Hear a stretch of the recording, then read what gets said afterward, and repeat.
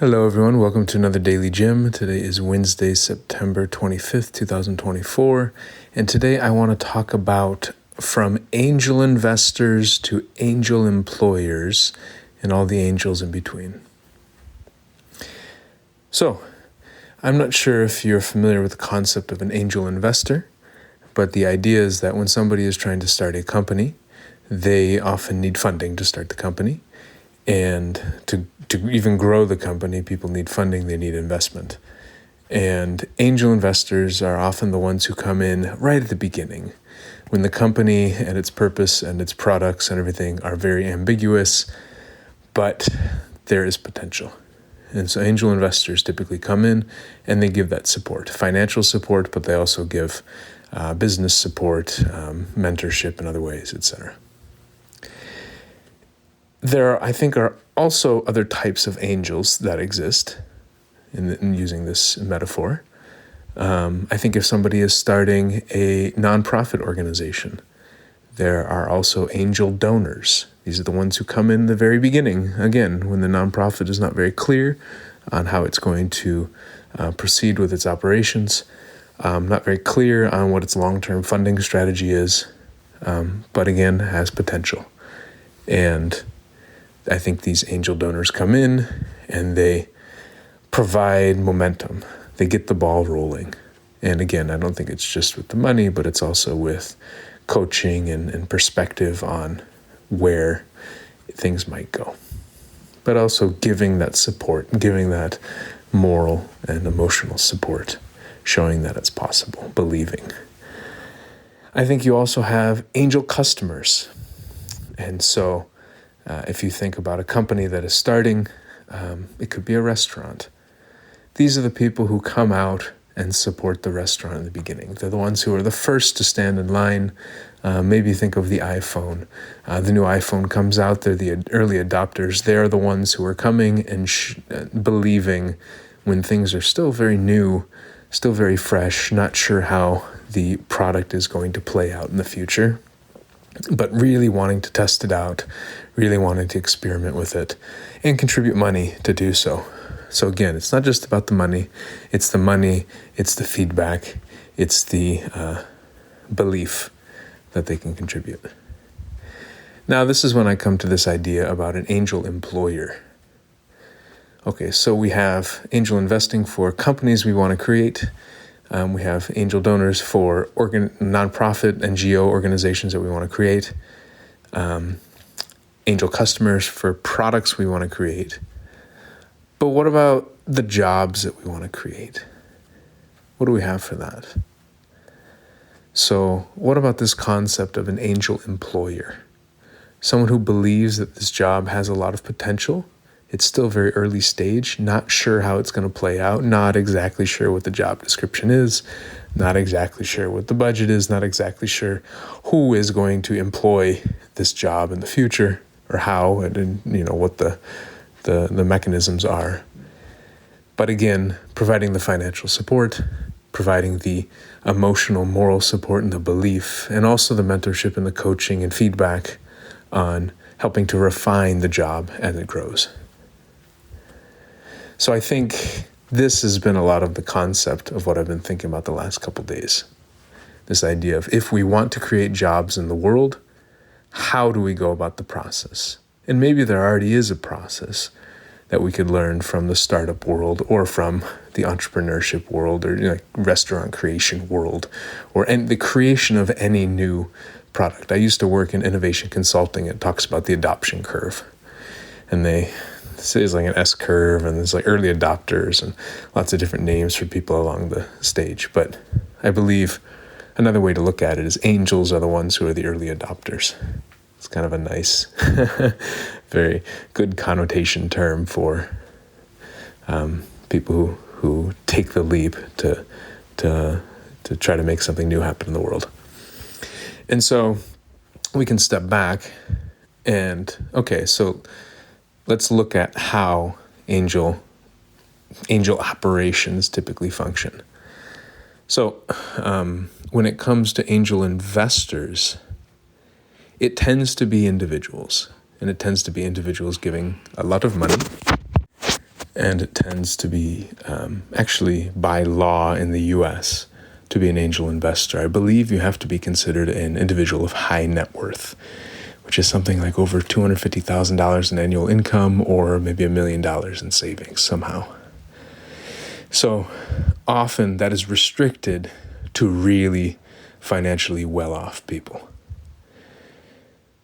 They did try to experiment a little bit with crowdfunding or crowdsourcing investments like this. I'm not sure how it's gone. I think it's kind of ebbed and flowed. I think there's a lot of excitement for it, but I don't think it really took off so much. Okay, and then second, let's look at angel donors. I'm not really sure how this plays out. I imagine, again, it's probably from high net worth individuals who have the money to contribute to start these nonprofits. Often it's friends and families who give money, but not all friends and family. It's maybe a handful of people who give the seed funding. And sometimes maybe this is just the nature of starting something new, is that most people don't believe, but a few do believe, and if those people have the financial or other resources to contribute, they do. So I don't want to give you the impression it's only financial. But if we look at angel customers, yes, there's the customer who is, if you're starting a consulting firm, like one of the ones I worked at, they had a main customer who was their first customer and who really enabled them to take off and get more customers. Because at the end of the day, the goal of angel investing, the goal of angel donor, being an angel donor, the goal of being an angel customer, and I would say the goal of being an angel employer is to increase the numbers, or is to change to see how it grows. So if you're an angel investor, the idea is that there will be more investors in the future, or investors at a much higher rate. So maybe it goes from being 1, 2, 3, 4 investors to 50 investors. Or it goes from 1, 2, 3, 4 investors to one really big investor, this idea of being acquired, which happens a lot. These acquisitions happen a lot in the startup space. So that's kind of the concept, again, as donors trying to grow the donor base. So if you have a few donors in the beginning, the idea is to have many, many donors or higher donors at higher rates. Same thing with customers. So, but the crowdfunding, the mass kind of low price point angels for angel customers tend to be crowdfunding platforms. So if you think of Kickstarter, you think of Indiegogo, people coming together and saying, this is a product we want to build in the world and we want to sell. Please, will you buy it early?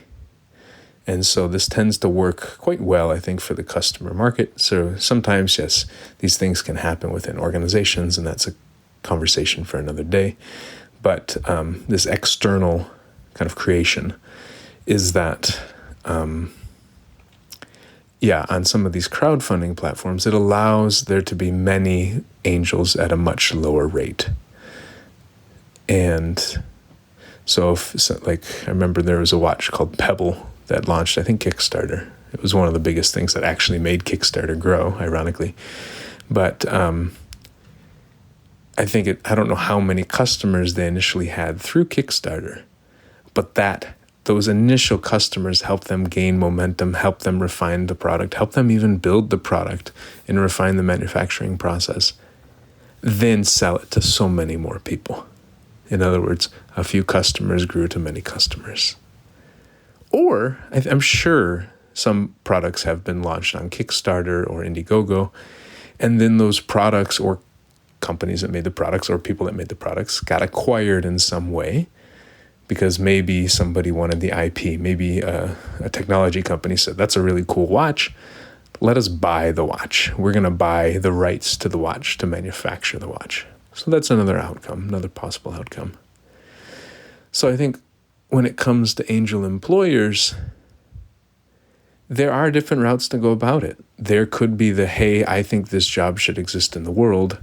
Will 1, 2, 3 people pay for it and support it because they believe that the job should exist? So they help create the job in the job creation process. Or I think that this job should exist, and many other people might think that this job should exist. And how do we get those people involved in the job creation process? Again, financially, but also in terms of refining it, in terms of giving feedback, in terms of giving perspective and suggestion, and in terms of receiving the job, in terms of benefiting from the service. So this is something I've been thinking about a lot today, and I'm trying to see if, over 10 minutes. So I will end it there, but just this idea of what if we started thinking about the job creation process, creating jobs from thin air, having new jobs in this world, and the importance of what I'm calling angel employers to getting to that state.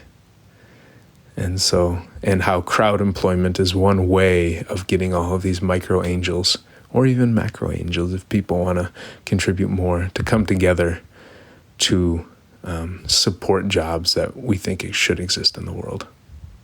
All right. Talk to y'all soon.